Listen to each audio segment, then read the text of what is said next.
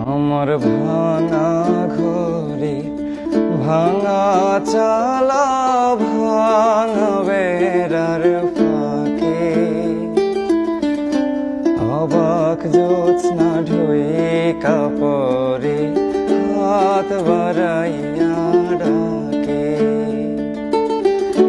হাত ইশারায় ডাকে কিন্তু মুখে বলে না।